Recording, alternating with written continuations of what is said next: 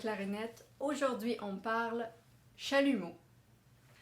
Des chalumeaux ont été fabriqués par les plus grands facteurs d'Europe, y compris Johann Christoph Tenner, particulièrement dans la première moitié du 18e siècle. La première apparition documentée du chalumeau date de 1687. On a aujourd'hui la facture qui prouve que le duc de Rumhild-Sachsen aurait en effet commandé en 1687 un consort de 4 chalumeaux. Le chalumeau est souvent considéré, et un peu à tort, l'ancêtre de la clarinette. En fait, les deux instruments, le chalumeau et la clarinette baroque, ont coexisté pendant plusieurs décennies en ayant des fonctions très différentes. The chalumeau is an instrument that comes from a consort, meaning you have a soprano, an alto, a tenor, and a bass chalumeau, just like recorders. What ties it to the clarinet family is the single reed. The name of the instrument was often spelled differently throughout Europe. The same instrument is referred to by the name salmoé, chalimou, chalamo, and so on. Le fabricant Johann Christoph Tenner est réputé pour avoir amélioré le chalumeau au tournant du 18e siècle. Et c'est possiblement à lui que l'on doit l'ajout des deux clés qui sont typiques au chalumeau. Les clés étant placées presque exactement l'une en face de l'autre, c'est très difficile d'atteindre le second registre avec le chalumeau. Donc sa tessiture est plutôt restreinte.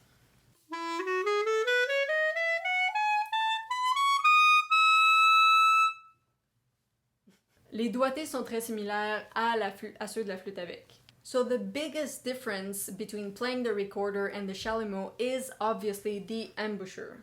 The chalumeau was usually played with the reed on top, just as such, which forced the player to perform with the double lip embouchure. Some players today use this type of embouchure, but the majority of historical clarinetists choose to play all clarinets with one type of embouchure, which is with the reed down.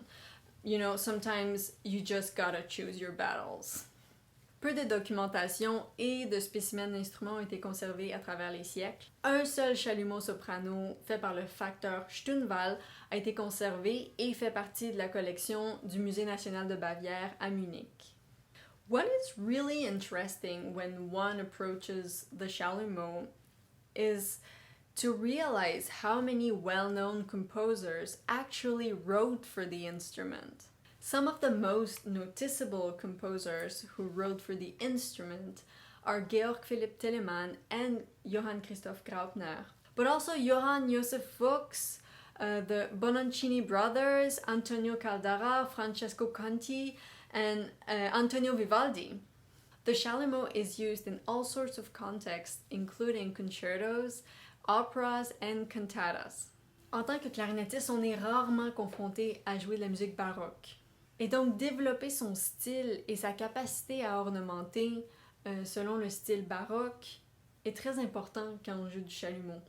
Pour ce travail particulier, je conseille de consulter le manuel de Martin Erard, Upon a Ground, Improvisation on Ostinato Basses from the 16th to the 18th centuries.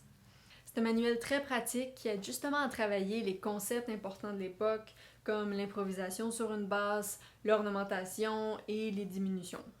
To finish today's episode, I would like to play for you an excerpt from Johann Friedrich Fasch, Chalumeau Concerto. I hope you enjoy.